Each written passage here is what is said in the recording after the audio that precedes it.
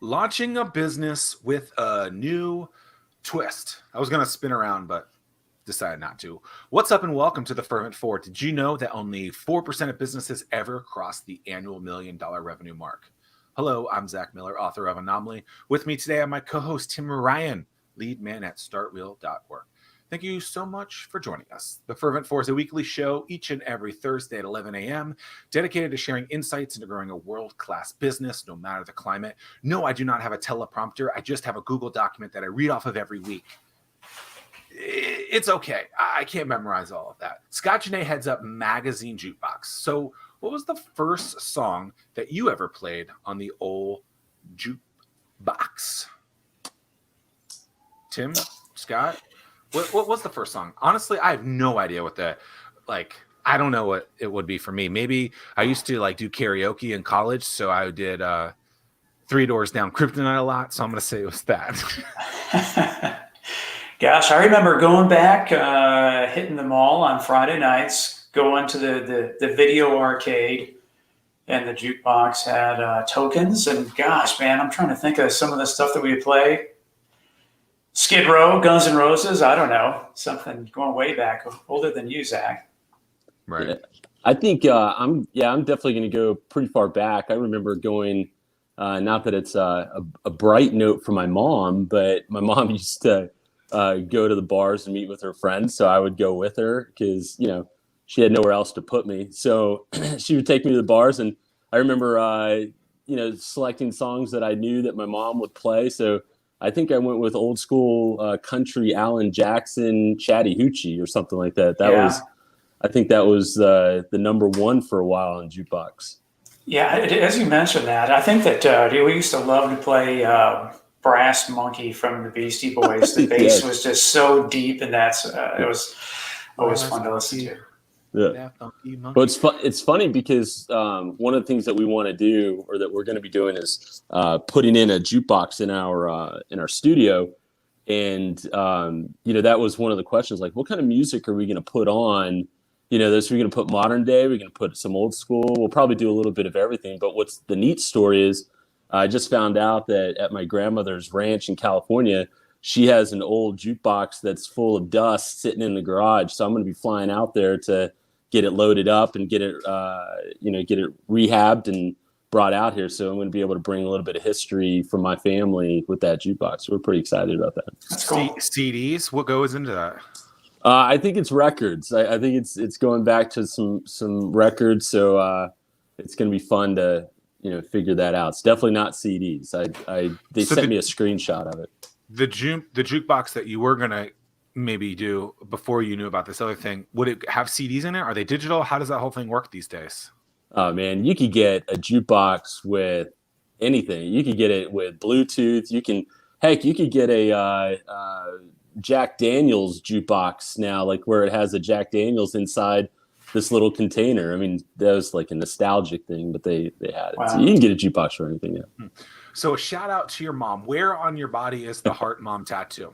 Well, I don't have the Heart Mom tattoo. I can't really put this up, but that is California, and there is a star on there where I'm from. So I do have that. So. What part of California? It worked. I'm from North Hollywood, right outside of Los Angeles, a town called Sun Valley, California. Anybody watching Sun Valley? What up? I get to go back in small doses, so it's good.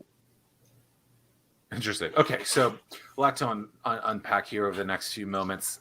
So you have a new thing called Magazine Jukebox. You have a history of entrepreneurial experiences. I want to get into all of that. Your quick 30-second elevator pitch of what Magazine Jukebox is, and then a plethora of other questions to come out afterwards. All right, so you got to do the 1, 2, 3, go. All right, I'm just kidding. So 30 seconds. We are a digital magazine rack for commercial spaces. So if you can imagine the doctor's office, or imagine a car dealership or a hotel, you want to be able to go and enjoy a magazine. Well, in the digital era, we know that digital's in demand, and with COVID, they wanted to create less touch points. And so we invented this product that really has just been making huge traction. And, we're excited to share that with you guys. But essentially, it's a code. You scan a code, turns your cell phone or smart device into a magazine. You get to enjoy the magazine without paywalls, without downloading an app, without having to give information. And you get it just like you would back in the day where you just walk in the doctor's office, grab a magazine. So I'm thinking about the dentist office that I went to, or like the 3-hour wait that I waited at the doctor for my annual visit this past year, something like that. I didn't touch anything. I've become a super germaphobe and things like that. But like, do they still have magazines there? So people are still. Yeah. No. So COVID stripped them away. But what's interesting is that what we learned is that now as things are starting opening back up, that they don't want them back. So magazines are great. I love magazines. That's really where the passion came from. I like magazines. We use a word in our company called infotainment, and it's really just a matter of, people don't run out to say, oh man, that store has a magazine, I want to go check it out. But when they're in a place where there's magazines available, they're willing to check it out because they're excited about it, or there's something on the cover, something grabbed their attention. And I mean, if you're anything like me back in the day, gosh, man, I used to go to Barnes & Noble and I would do the magazine stack where you grab 5, 6, 10 magazines and you put it on the table, grab your cup of coffee, and, it makes it look like I'm actually reading, but I'm really just looking at pictures. But we wanted to create something that, as these doctors' offices are basically saying, hey, we don't want it. We don't want them back. And but they want magazines available. I mean, these rooms just look barren. They're just empty. And so when we started pitching this to some businesses, man, it was instant traction. They wanted it, and we were just like super excited to be a part of this. How does it work from a royalty standpoint? So do you have like a two-sided marketplace then in terms of the magazines that you're showcasing? Do they get a cut? How does all that work? Yeah, so I don't want to give away all my secrets. No, I can't. It's fine. So the proprietary system of Scott Janney. Yeah, it's. I mean, we are patent pending, so anybody out there, we'll get you. As far as if you're in regards to revenue, I'm assuming that's what you're asking. Like, how are we going to make revenue off of this, or how do we make money off of this? Or are you asking specifically to magazines? Yeah, I mean, I would just assume that. Do you feature like People Magazine or something, and then do they get is there a revenue share in terms of 500 people read this article, and then you have to give them a percentage, just like if you were just like music. ASCAP or something. So we figured this out, man, and this is what's super exciting. So all you publishers watching this, we want to talk to you. But so first of all, we're absolutely free for publications to be on our platform. They actually don't charge us anything to be on our platform as well, because really magazines look for two different sources of revenue. The first source of revenue is simple, it's subscriptions. And then the second one is viewership, which is where they're going to be able to charge their advertisers on their magazines. Mm-hmm. So we actually supply a massive connect for them to new eyes on their magazines. I mean, if you think about it right now, if you didn't walk into Barnes & Noble, which, by the way, Barnes & Noble not only removed all their magazines, but they made a statement back in June that they're not coming back in 500 of their 600 locations, which was really kind of a bummer for me in some ways, because I remember that's where I was inspired, to become an entrepreneur. But anyways, the thing is that they need, and they're hurting for new eyes. How are they going to be able to get their magazines in front of someone that they know nothing, they never heard of the magazine? For example, I learned of a magazine called, now I can't think of it, but we'll use like Car and Driver, right? So many of the younger generation right now, they've never read Car and Driver. They don't know about Car and Driver magazine. And now we're giving them an option in the places where they wait, where they're going to be able to see it. But where our technology kicks in is that we actually protect the publishers, that they can't take that magazine with them, but for so long. So they're only able to take it with them for up to 48 hours, and then it times it out. They would have to go back into that location and scan our code and validate again that they're in that location in order for it to work. So that's really where the sauce, that special sauce came in for these magazine publishers. And they, it was crazy. Like this whole thing, when we started this and this idea, I really envisioned that we were going to go and pitch it to publishers, that I started at the top, and I just assumed that they would push us down to a regional level and say, well, go get some traction, get some, see how it works, and let's see if you can do anything, and then maybe we'll come on board. Little did we know or expect that the top publishers in the country were going to not only like us, but keep us up at the top. So we've been able to land the top 2 publishers in the country, and we continue to onboard more and more publishers. In fact, today I have another meeting with the vice president of a publication. I'll leave them nameless because we don't have a deal with them yet. But they heard about us, and they're coming. Looks like they're going to be coming on board. So we're excited about that too. I was always shocked the first time I heard this, and even hearing it or repeating it again, just how many times something is recycled in a place. You go to a Barnes and Nobles, you buy the magazine as a consumer, and you read that once basically. But that thing in the right setting actually has so many times going through. I remember the first time like a magazine or like even a newspaper was trying to sell me advertising or something like that. And they were like, oh, that thing that you're touching right now actually goes through however many X amount of people. And I was like, BS, like, how does that happen? And then they explained it to me. Oh, well, doctor's offices and dentist offices and stuff like that. And I was like, oh, that's interesting. I never really thought of that. And a lot of it comes through there. And so it's cool to see that that's something that is that they're saying to you from a sponsorship standpoint, where the ads need to have those eyeballs on there. We're going to say something? Yeah, I was just going to say there's a company called Waiting Room Subscription Services. Oh. And that has actually been part of the magazine industry for the last 30 years. And they actually specifically go to doctors and dental offices. And that was kind of a touching point with some of these publishers when we're talking, when I'm here, I am having a Zoom meeting with the vice president of, a Fortune 100 company. And we're talking to them. And that was kind of, like I said, it was a touchy subject because that's a line item to so many of these publishers. But now, after COVID, so many of them are getting out of that with that company because they know, prior to all this, right? So when we were creating this company, we wanted to make sure that we weren't creating something that was just COVID specific. We wanted something that was going to actually be able to go beyond COVID. And so we started doing a ton of research, and we noticed, give you like a crazy stat, which you can find on Statista.com. But one of the stats is that we saw that e-readers from 2009, 2% of adults in America had e-readers. By 2019, which is pre-COVID, it was 52%. So we knew that digital was in demand far before COVID, and now anything that can go digital, we know will go digital. So I was just going to say, it's certainly a peculiar and interesting time, but that company is out there, and that's a lot of these publishers are having to work through that.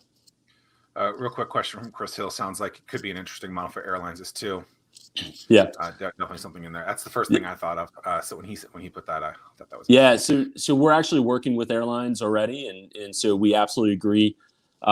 If the neat part about airlines is that, and the unique situation that we're in too is, we don't want to, we clearly don't want to step on publishers selling their magazines itself.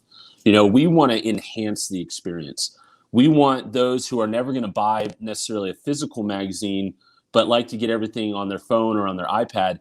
We want to make it extremely convenient for them. So that's where our concept and our idea came up with, is that we were, one of the first places we thought of was actually airports. But I would think the majority of their revenue is from advertising, not from the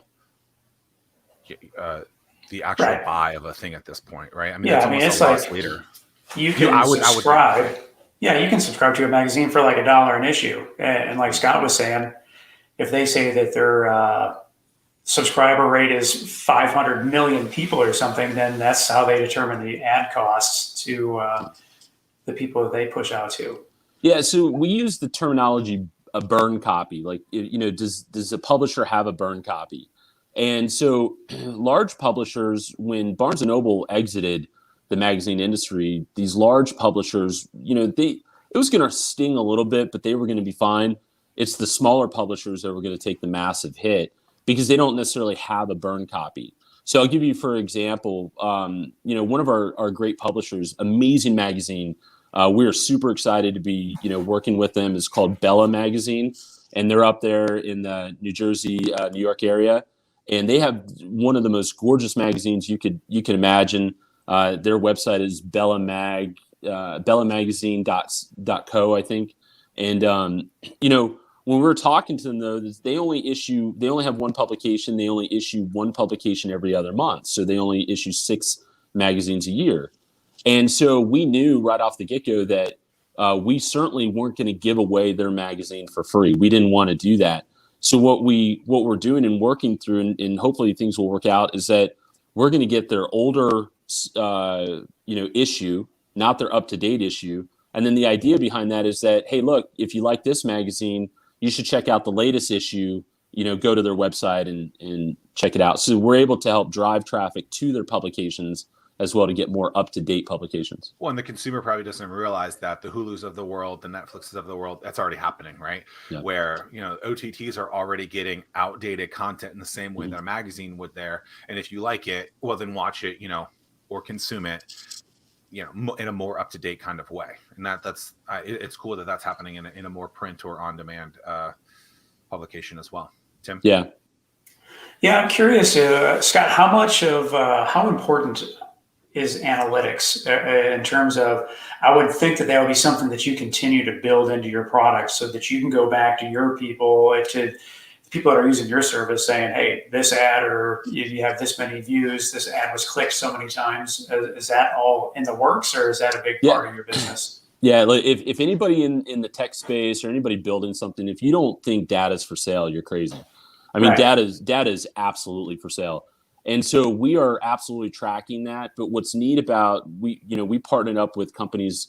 I say the word partnering up. We're working with companies like eMag. So if you check out emags.com, they've been in the digital print magazine for a long time.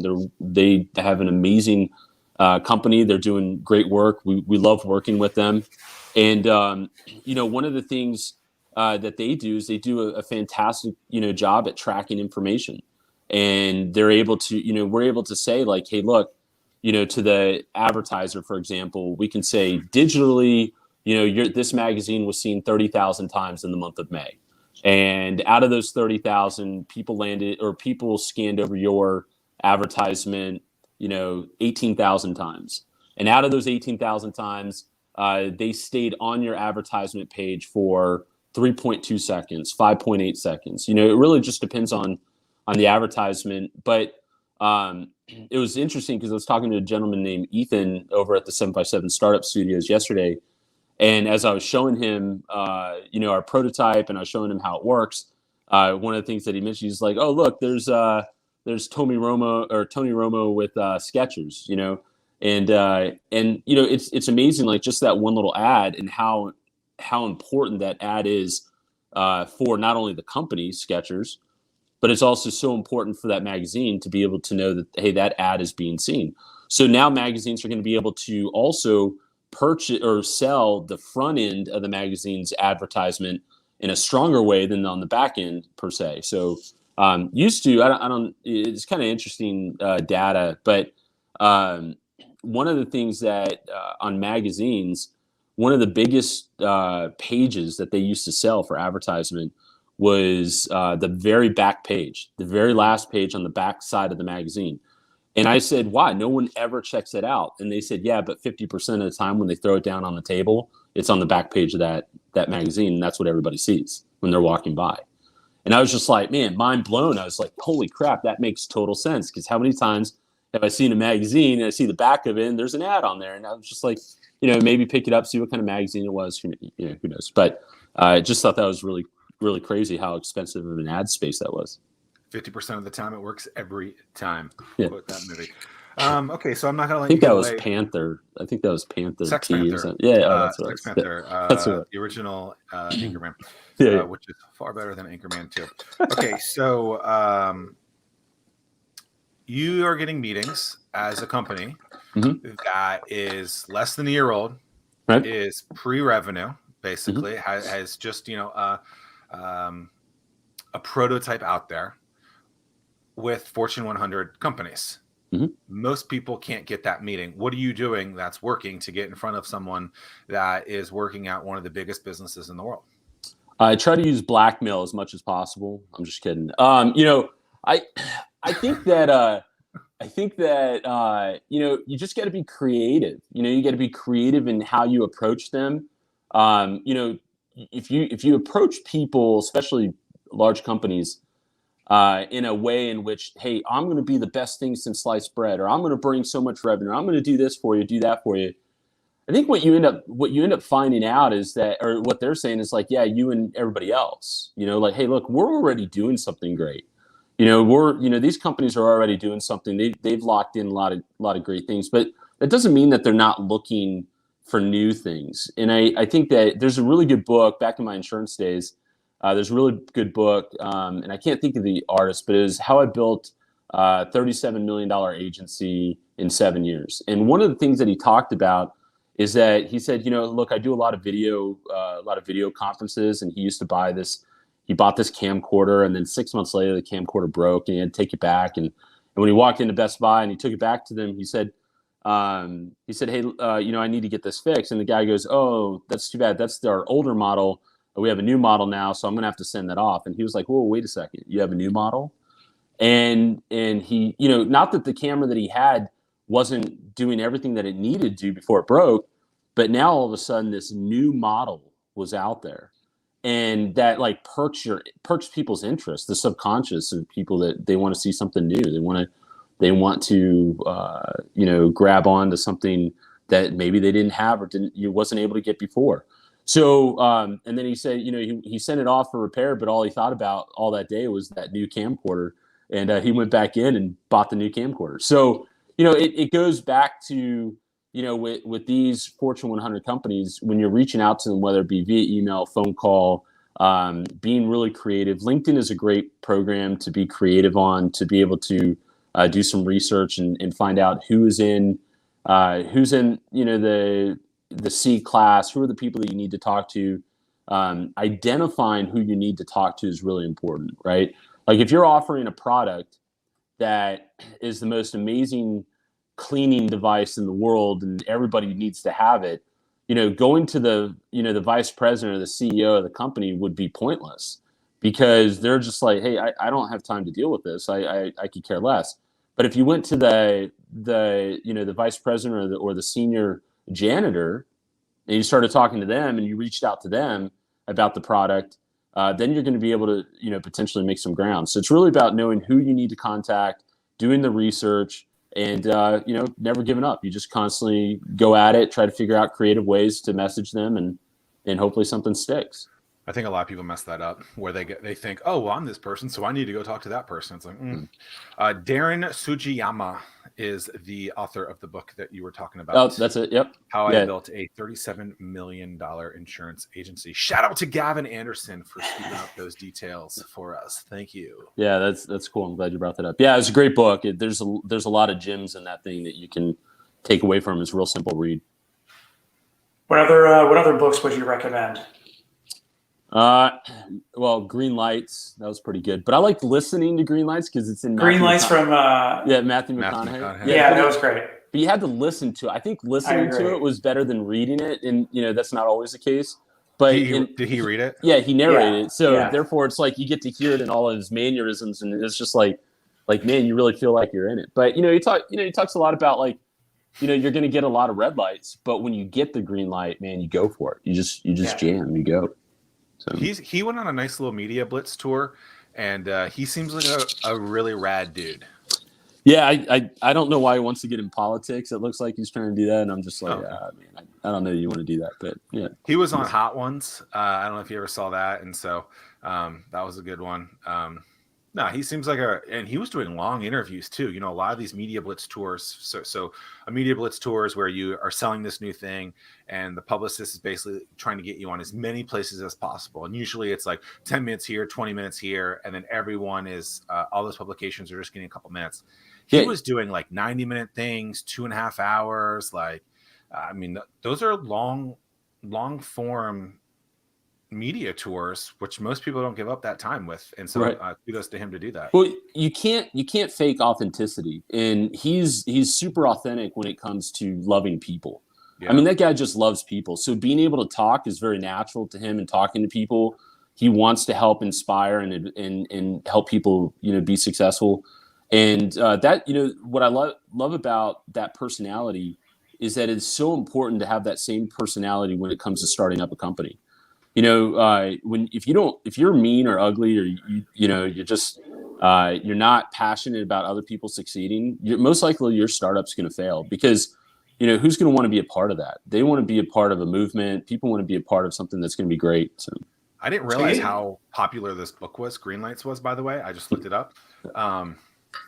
38,333 ratings. Oh, so 4.5. It's number 1 on Amazon this week.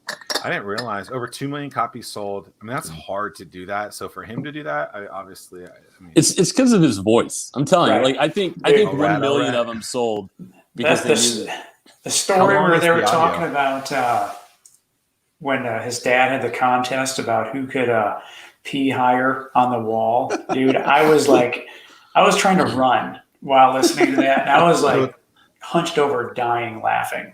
So it's like Kevin Hart's book, funny.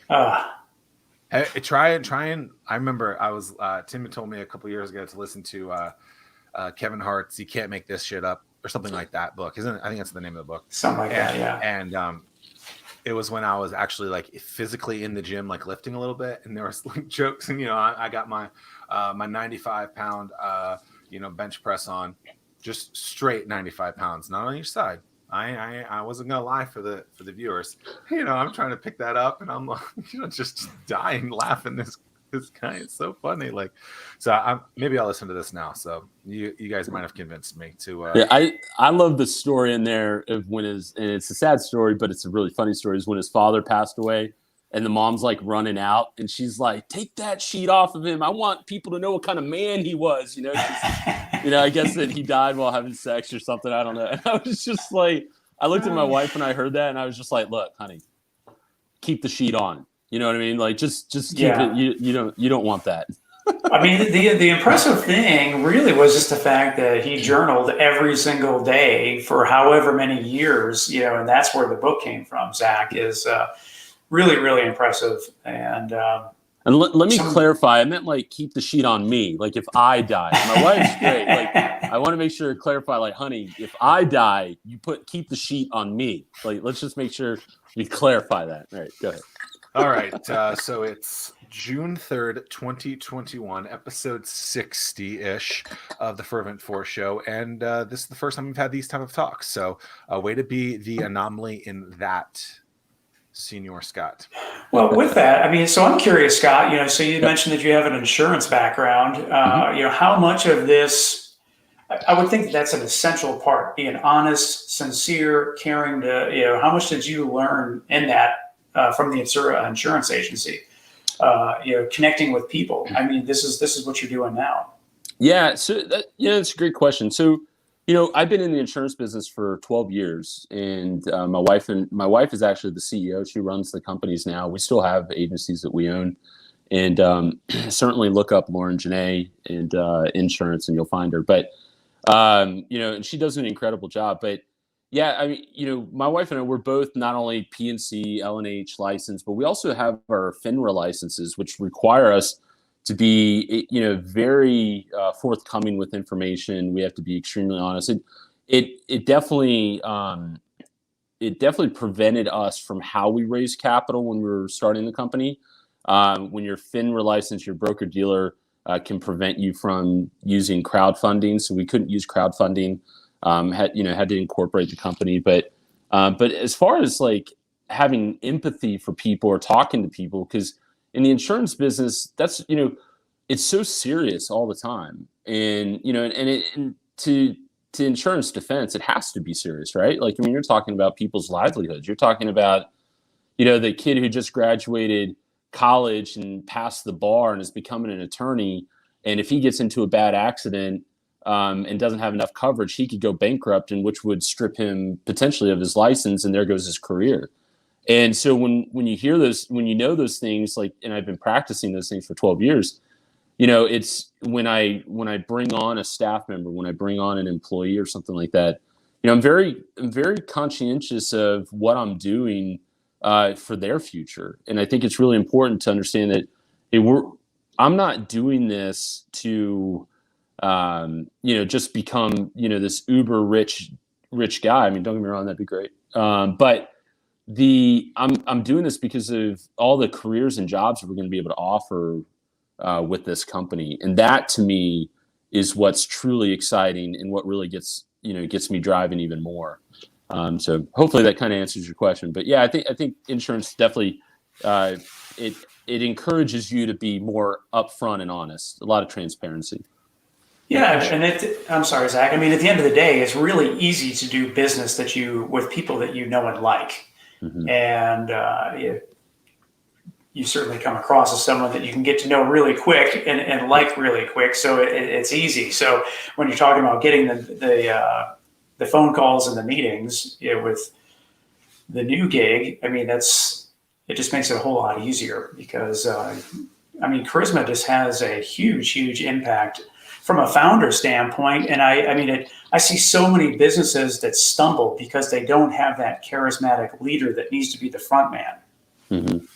Well, that brings up a really good point. So I'll push this on to you guys, but I've been doing a ton of research in Senec. If you guys follow or listen to Senec, one of the things that he talked about recently on LinkedIn was the difference between a CEO and a CVO.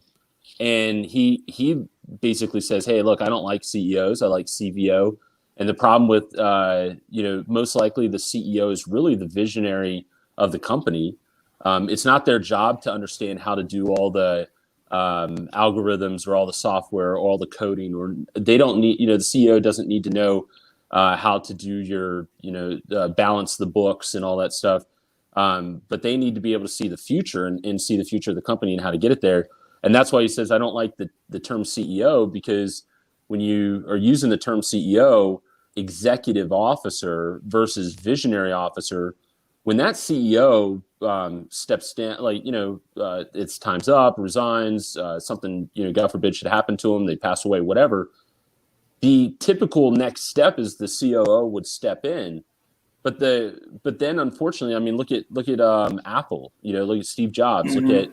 look at these big companies and how they really went downhill after their visionary officer, not let's take away the CEO and put CVO, went away, because now you put someone who's more analytic in a position where they can't necessarily see the future. They could see what's in front of them.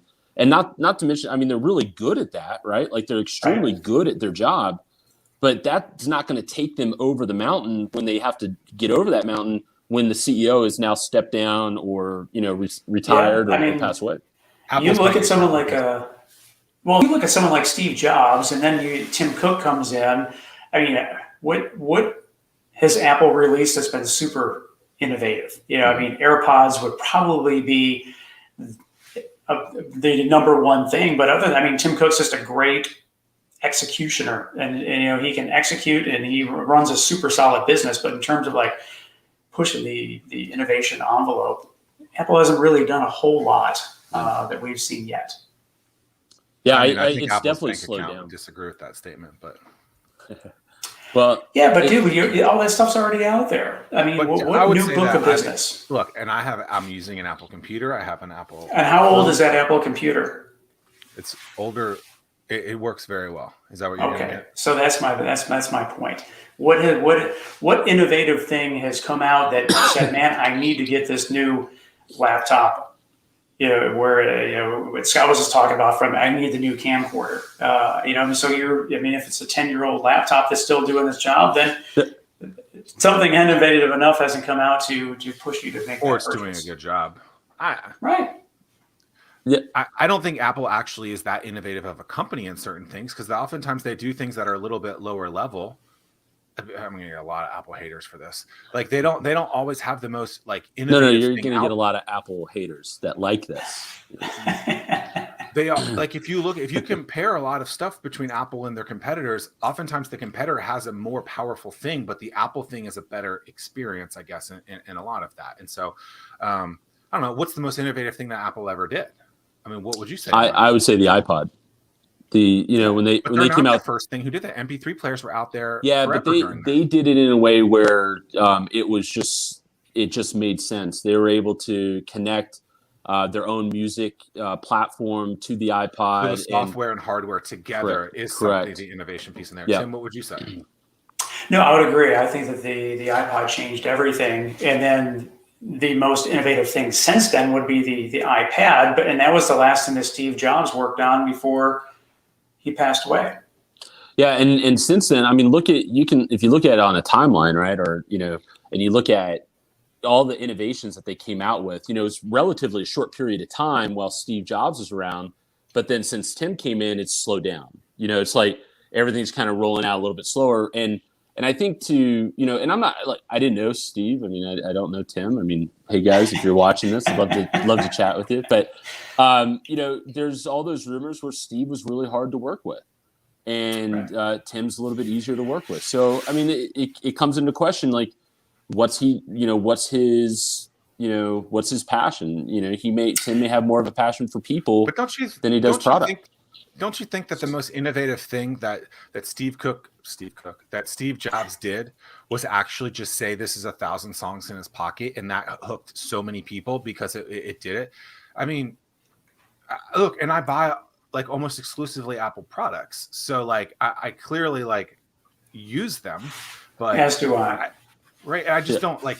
I don't look at them as being like the most monumental thing. I think it's just the ease of use in that it is nice, and maybe that's the innovation. Well, and to your point that you were just saying, Zach, you were saying, well, look at Apple's revenues continue to go up, and that's exactly my point. So Tim's focused on the operations side, where it's such a sticky product, and once you're in that Apple ecosystem, you can't get out.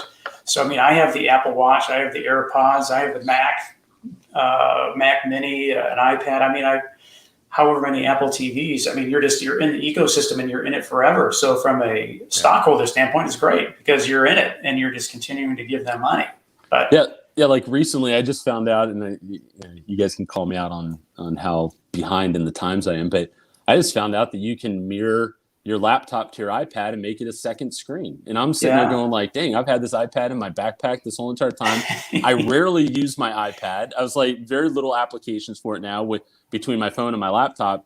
But now all of a sudden I can use it as a dual screen. And I'm sitting there going, and that one little feature brings back the use of the iPad. Interesting. Insurance is a commodity, true or false? Until you need it. Yeah. I mean, I think that you would have to put some context behind that. Okay, selling insurance is a commodity.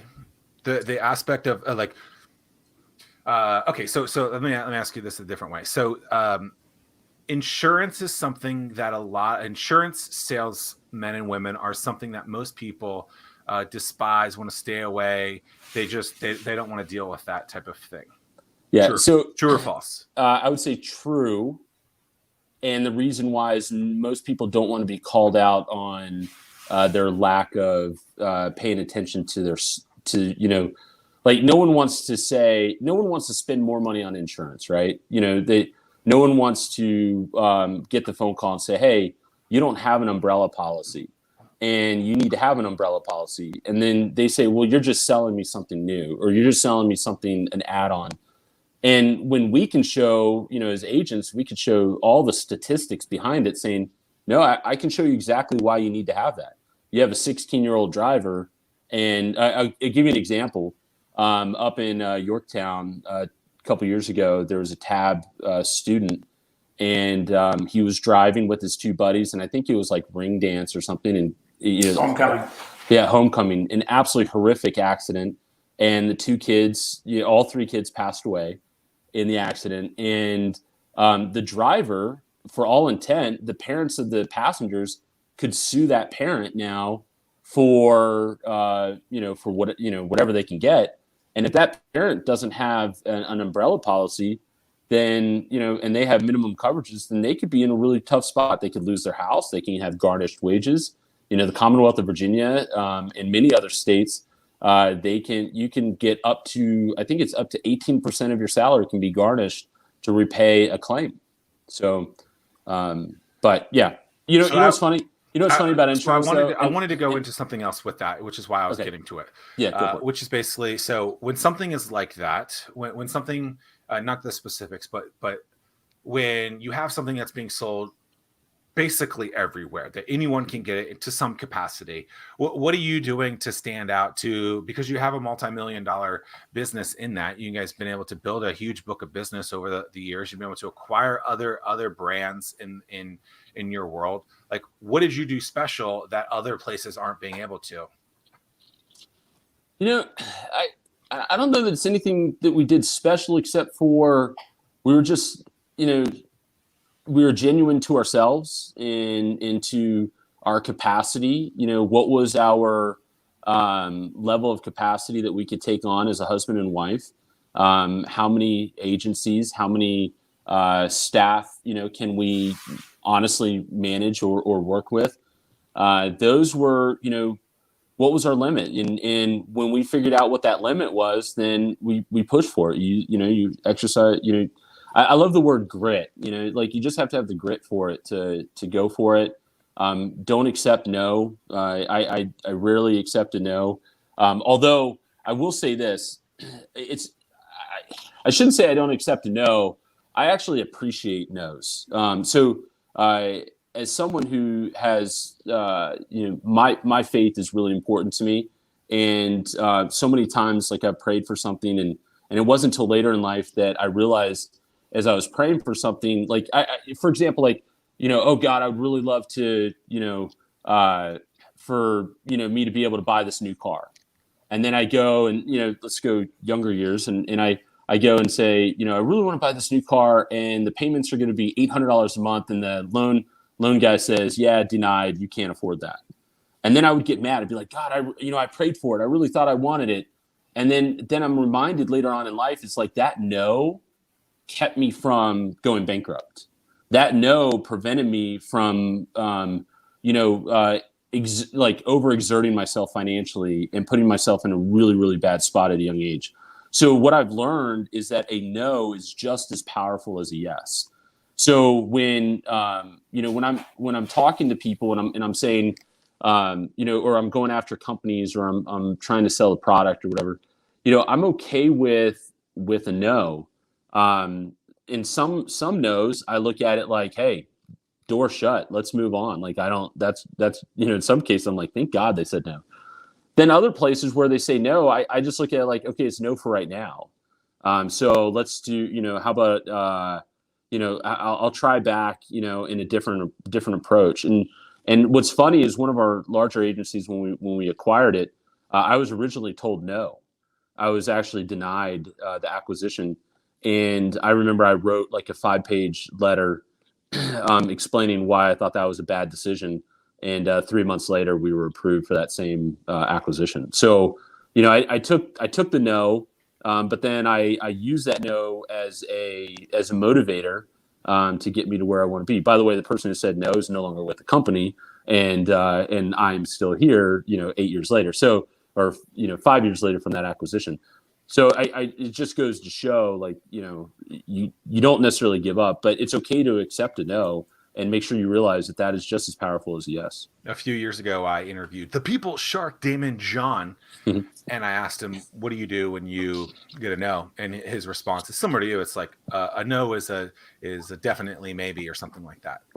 And yeah, it's like learn from it. Don't just get the no, like figure out why it's a no, figure out why it's a yes, figure out why it's a not yet. All those things are really, really important. And I like the way that you articulated that about faith, where I think a lot of people do this wrong, where, I really want this thing, I'm praying for it, and it didn't happen. And you said, well, actually that no was actually you receiving that prayer in a different way, because you didn't go into the wrong thing, because you really couldn't handle that yet. And I think that's something that I think a lot of people, mishandle, and I think you articulated that really, really well. I'm I've come a long way, and I mean, I can go back to 20 years ago. I was sleeping on a bed that I didn't own in a house that I barely even could afford rent in the room. I had a 500 credit score, and I had $100 in my name, and it was like a Thanksgiving morning. And I remember I got up, and my roommates that were there, they took off to their girlfriend's house or their family. I didn't have any family here. And I just remember I just sat back and I said, either I can sulk here and be miserable and depressed, or I can use this as my way of learning from it and growing from it. And, you know, here I am 20 years later, and, you know, we have 5 companies. We're building a new company that we're super excited about over at Magazine Jukebox. And we just, you know, it's, you know, if you put the time in and you focus and you figure out your why, and don't give up, man, it's amazing what can happen. How did you, so you talk about long journey. How did you end up in the Norfolk area? And how long here? Yeah. So I've been here for 18, I've been here for, let's see. Here you go, public. I'm 38 years old. So I've been here since I was 17. So 21 years. My father, he passed away about 9 years ago, but my father was my father can identify with so many people. My dad always wanted to be an entrepreneur. Man, he wanted to be an entrepreneur. But he had the government plus job that he just could not walk away from, because it was too difficult to walk away from that job and truly become an entrepreneur because of the uncertainty. But what he didn't realize is that he was passing that on to me, that desire and passion. And so we moved here when I was 16, and at 17, he told me, "Hey, look, I got another job." And he was always big on chasing the money. And those who understand the government role, he was a GS-15 when he retired. But he was always chasing the position or the money. And at 17, I just said, "Hey, look, I'm going to go move in with my friend, and if you can help me, that would be great, because it's going to be really tough being 17, can't sign contracts and being on my own. But I really don't want to go." And my dad, look, he was a great encourager, and he's like, "Look, if you have a plan, I'm not going to get in the way, and so I'll help you." And he did. He helped me a little bit, and been here ever since. What's keeping you here? Have you looked at other places to move to? Go back to California or anything? Well, we're certainly being courted by other states with Magazine Jukebox. They would love to have us in their states. We've had conversations with people down in Florida. You know, Florida and Texas are kind of like, these hot spots right now, where they really want to grow, the tech business. But look, Virginia's always been good to me. And I love this area. I love that I can drive a couple hours and be up in the mountains. I can drive a couple of minutes and be out on the water. And, I love Hampton Roads. I think Hampton Roads is just such an amazing place. And then, of course, the military background of my family. My father's in the Navy. My father-in-law, they're both just incredible men. My father-in-law is a retired colonel in the Army. Excuse me. We have, my wife and I, we have 3 siblings that are all captains in the Army. And, being right here with the largest Navy base in the world is just incredible. And it's inspiring. I mean, to see these ships, I mean, if anybody hasn't seen these ships up front or up in person, man, you are just missing out. I mean, it's like, how in the world do they even, like, I always wonder, like, how does the architect you can go get on, well, at least you used to be able to go get on the Wisconsin and just walk through it too. Yeah. Which for like $10 or something is pretty incredible. Well, I took my son. That's the one in Norfolk, right? Yeah. Yeah. So I took my son to that for the first time. My son will be 5 here soon, and I took him on that for Christmas. They did this huge Christmas lights. It was really, really cool. And they did a great job, especially in light of COVID. With what they could. But what's amazing, I always think of like that architect he's like, "Hey, we're going to design a ship. Okay, cool. Where do we start?" Right. Like, good Lord, like. We're going to start with this little piece here, and we're going to get these little rivets, and like it's just absolutely fascinating. And it takes 10 years to build something like that. It's a long time. It's pretty crazy. They push them out pretty quick now. I mean, we're one of the fastest. Our country is one of the fastest to be able to push stuff like that out. But yeah, it does take quite a bit of time, as it should, right? Like it shouldn't be done overnight. I mean, who wants to be on a submarine that was built in a year? You know what I mean? Like, not me. Yeah, the monstrosity that is these things. I'm interested in. So let me put a little back, a little context first. So right now there is some employment funding that seems to be allowing people to dictate their terms to an employer, whether it be from a remote perspective, whether going into the office perspective, whether it being, I don't want to work, I can get more money on unemployment than not. I'm interested in just your thoughts on the thing that we just talked about, how you were stuck 20 years ago on a couch that you didn't own with $100 in your mind. And you had this mindset that was like, I personally need to get myself out of that, and kind of pair that to what seems to be at least the narrative that is coming out from a lot of individuals that aren't there yet. How does someone kind of push through when they're down like you were 20, 21 years ago, and not be looking for what so many call a handout to just to get to where you are?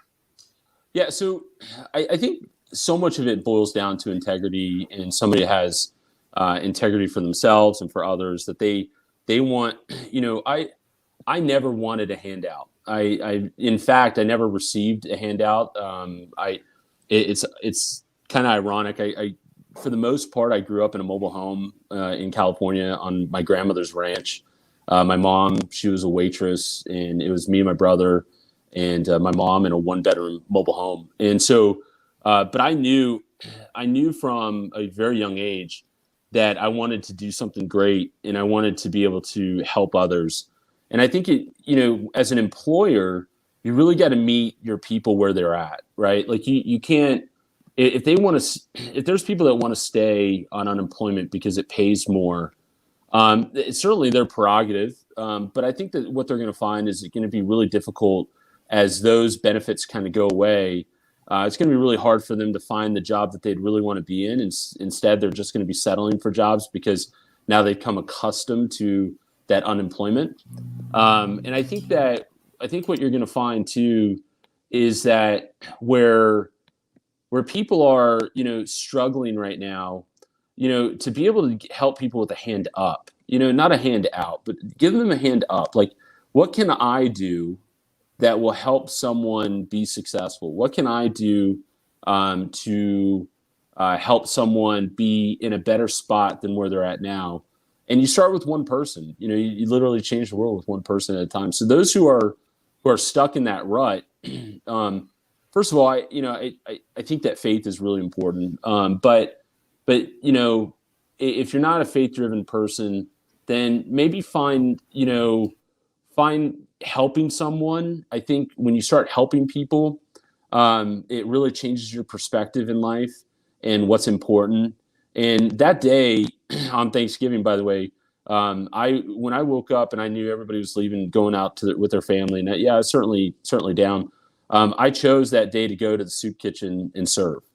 And when I did that, it was amazing when I got back, not only exhausted, but then I reminded myself, like, wait a second, I'm unlocking the door to a house. Although I don't own it, and although I can barely afford the room, I'm still unlocking the door to a house where I feel safe. And I'm very appreciative to that person who had that house and did that for me. But I think that those who are kind of down, like, find a way to help someone. It's amazing the power of helping people, what that can do for you. What do you think that this area needs to compete with the Floridas, the Miamis, the Austins, in terms of this entrepreneurial ecosystem? What does our area need to do better? I think that the first thing is I'm real big into let people be creative and don't restrict people. Like, I'll use Norfolk, for example. The dumbest thing that Norfolk does right now is that they charge for parking. Like, it's just insane that they're charging so much money for parking. And when people want to kind of get things back up and running, for example, I got a ticket. I was 12 minutes late to my car. and I received a parking ticket for $30 for being 12 minutes over. And for me, I remember when I got the ticket, I don't care about $30. I mean, $30 is still, decent amount of money, but I just remember looking at it and I was like, holy smokes. It's like, you really want to penalize people that are here doing work. And I think that towns like Norfolk, all these tolls and that really the toll has penalized Portsmouth.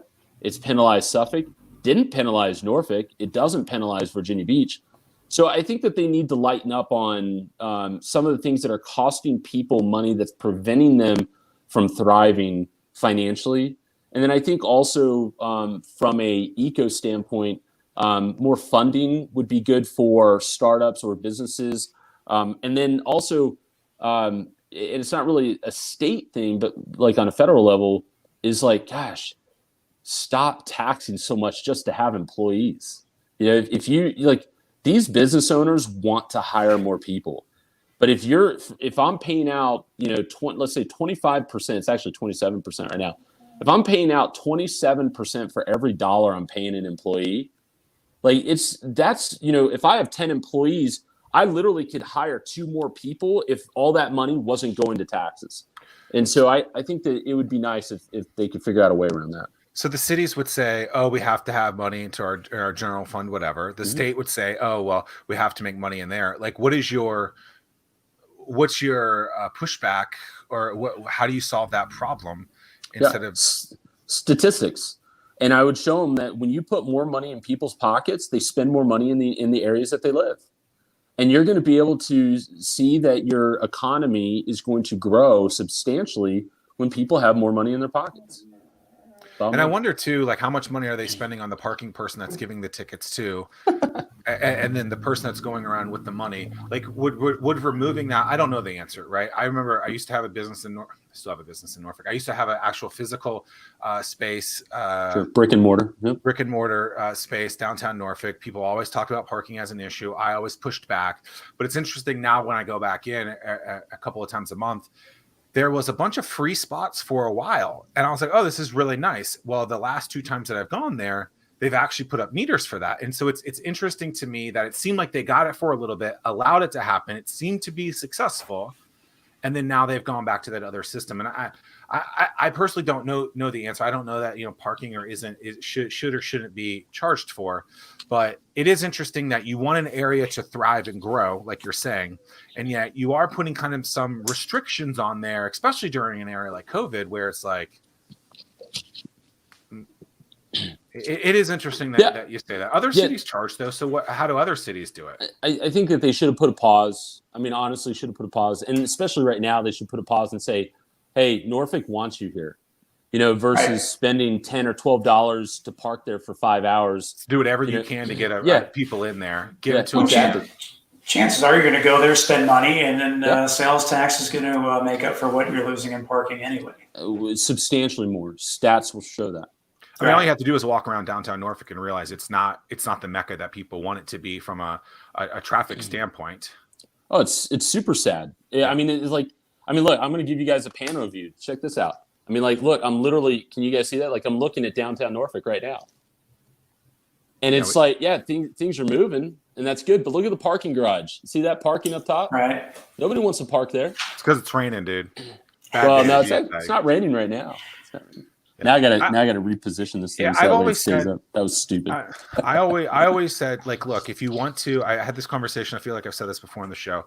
Marcus Jones used to be the city manager of Norfolk. He's like, we want this area to be such a great place for business. And I said, then make it the easiest place in the world to have a business. Right. Just do whatever you can, get the freak out of the way, and just let the people do what they want to do. But every time you guys keep putting up red tape, even though you don't think these things are red tape, it's a deterrent.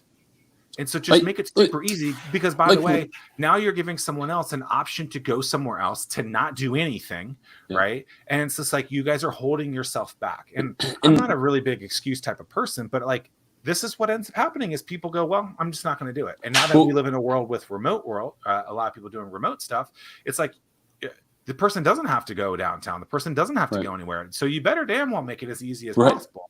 Well, and what's interesting too, a lot of people don't know this, but the highest taxed entity is parking garages. So they get taxed like close to 40-50% anyways. So it's like, why because of the way tax that, it? from a bond perspective, the way that they No, bought.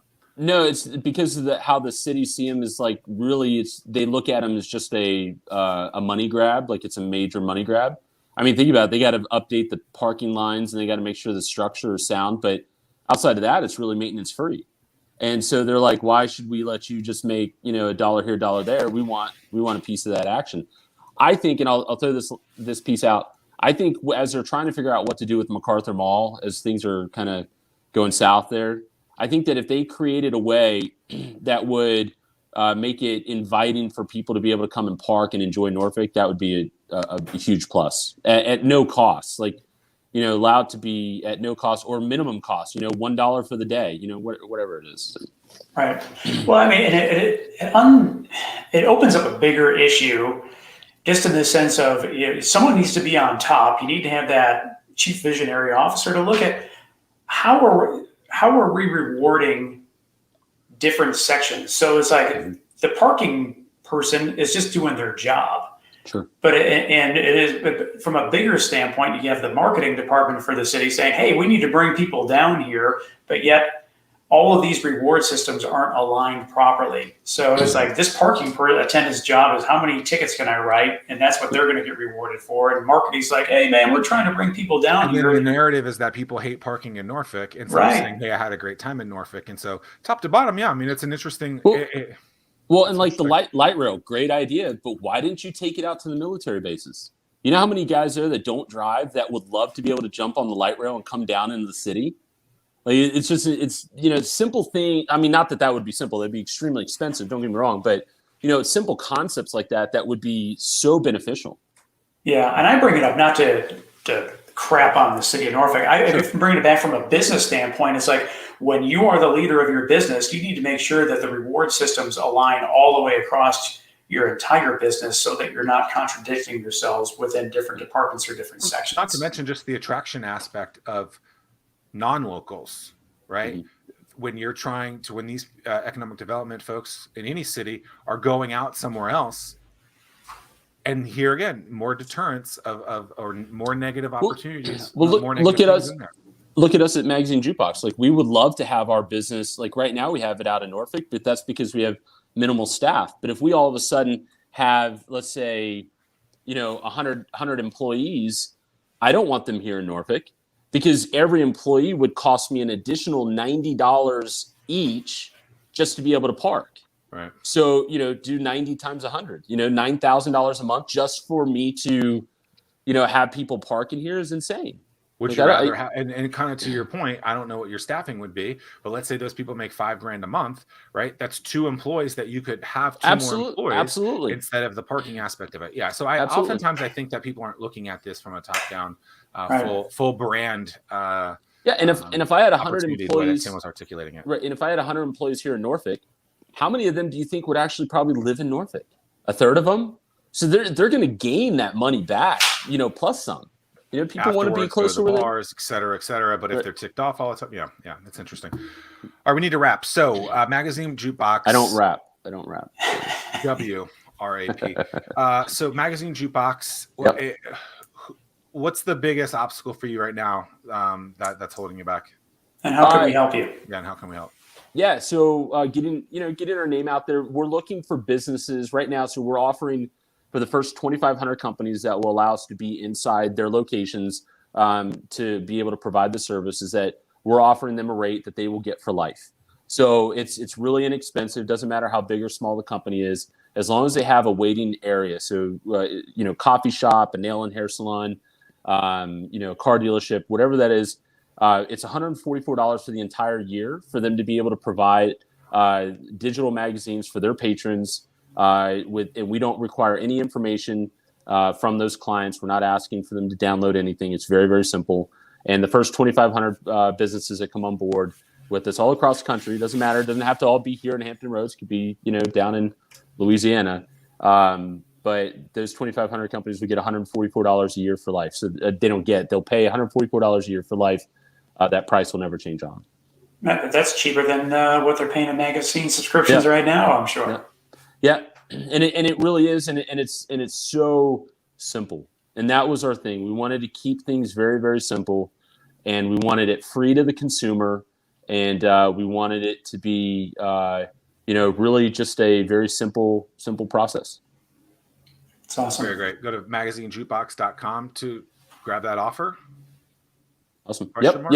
Yeah. They can, if they go right to our website, they can shoot us over a message, and we'll contact them right away, and we'll get them set up. We're doing pre-sales right now, so our go live is in Q3, Q4. So we're not all that we're doing is just getting them all set up, and we take one payment for the month, so it's $12, and then they would get charged 45 days prior to going live. There you go. Definitely want to take up, if you have a waiting area of some sorts, definitely want to take up Scott and Magazine Jukebox to offer there. Be one of the 2,500. Be one of the 2,500. Scott, appreciate your time today. This has been great. Yep.